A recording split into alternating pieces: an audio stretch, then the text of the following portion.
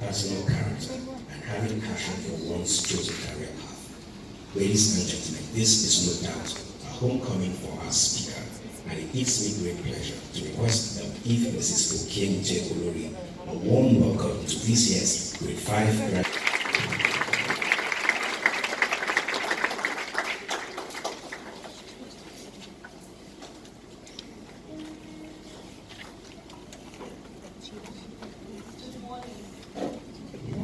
Good morning, parents, and good morning, graduates, and everybody present here. I want to thank you very much for that.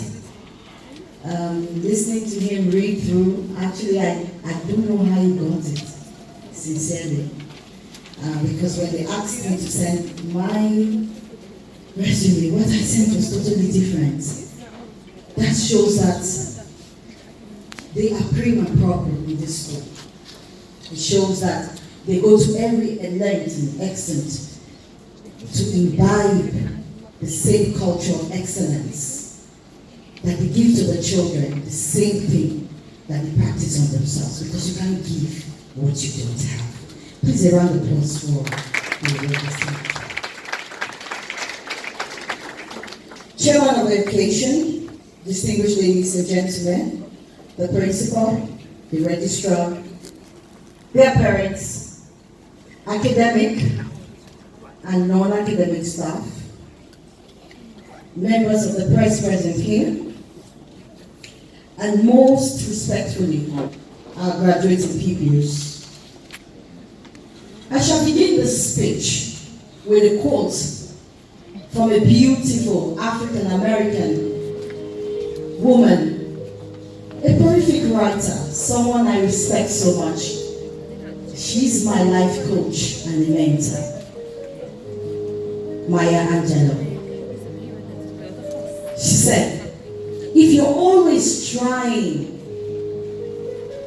to be normal, you will never know how amazing you can be.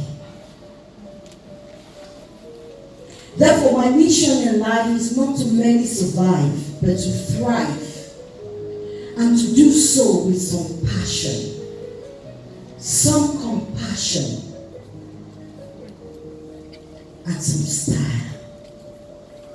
For I've learned that people will forget what you said. People will forget what you did, but people will never forget how you made them feel. That has been my guiding principle in life. Today we're here to celebrate excellence, hard work and perseverance. We're here to reward responsibility and integrity gained in diversity. These graduates have demonstrated the motto of this school, which is pride, perseverance, integrity, responsibility, diversity, and excellence. Today I am so honored to stand before you. Unfortunately, I do not have any younger kids to bring to the school, but I want to say to the principal, to the registrar, to the teachers, and to you parents that you have done very well for making Centagon your choice. Please put your hands together for yourselves. The word excellence has been construed by many to mean scoring distinctions in your exams. But no, excellence is a habit. And this habit can be imbibed into one's life as a lifestyle. It is a result of high intentions, sincere effort, skillful execution, and the vision to see obstacles as opportunities. It is doing your best and doing your best consistently. This takes sacrifice on the part of the parents, on the part of the pupil, on the part of the school, and on the part of society for a child to excel. A future that is not built upon the minds and aspirations of these young ones is a no future at all. We call them leaders of tomorrow. Leaders of tomorrow that do not have a clear vision of their future cannot even lead themselves. Because we live in a country that has consistently refused to equip their leaders, train them and build them to a point where the tomorrow begins to establish itself today. Unfortunately, as the case is, we'll continue to linger in celebrating our yesterday, even today. Countries like the United States of America, Canada, Finland, and so many other advanced countries spend millions of dollars bringing up, contributing to equipment and facilities for the sake of one child. Because these countries, they see the value in empowering future generations with proper education. Not just classroom education, mental education, social education, emotional education, exposing them to what technology will be in the future.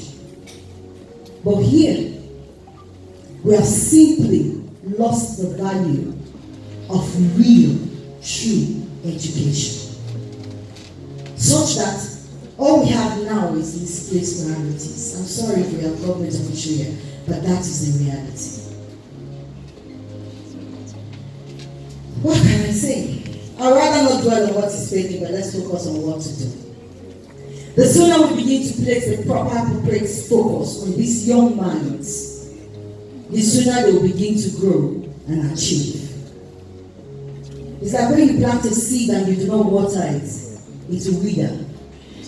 But when you plant a seed and you water it, and you give it the proper shade and opportunities and environment, in time, you will get a forest. That's exactly what Centagon International School has done with these young ones. And I want to say kudos to them and kudos to the children. Please let's put our hands together for them. As a member of the John Maxwell team, I've worked a lot with children, with young people. And as a parenting coach, I've also had the opportunity to work with parents to see how they can build a relationship with their children because of the gap of age and technology.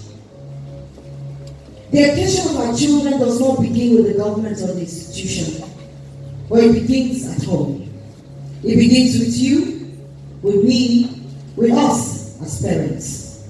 It is our job to nurture these minds, to help them grow into themselves, and not what you expect them to be.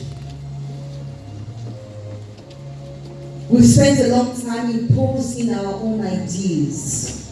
Like when the principal was talking, the head of school, he said technology has gone beyond fueling cars. People are recharging cars to drive now. The future has gone beyond what you and I know. Today, we're scared because robots are taking over. I watched a video on BBC where a young girl came to the parents and said, I want to make a call to you. The mom took the phone and said, I want to make a call. The mom said, well, your phone is with me. He said, don't worry. And right on her hand, she pressed the numbers and she made the call without the phone.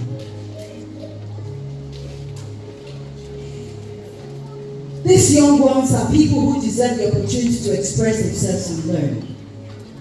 So instead of imposing our will, let's feed their minds. Feed their minds with adequate morals that will foster their relationship conduct, with relevant social information and learning skills that will boost their mental capacity and equip them properly to take hold of the global society. Give a child a pen and the child will write you a book. Give a child a hammer, the child will build you a house. Feed this mind, and they will give you the world. I want to encourage you. Buy them good books. Encourage them to listen to podcasts. Discuss with them. Sit down with them. Watch YouTube. Know what they are doing. Play games with them. Help them in the process to focus on what is important to them. We cannot depend on the educational system to help us secure the future.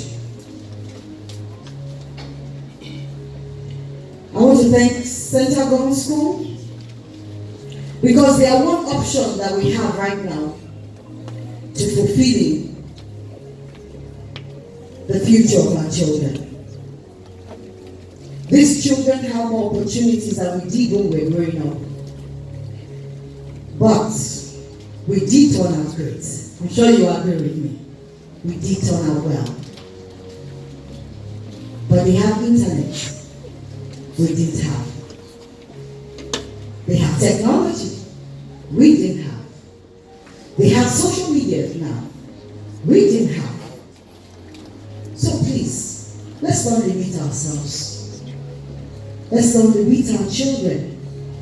And let's not limit the options that are available before us, simply because of the choices they've made of whom they want to become.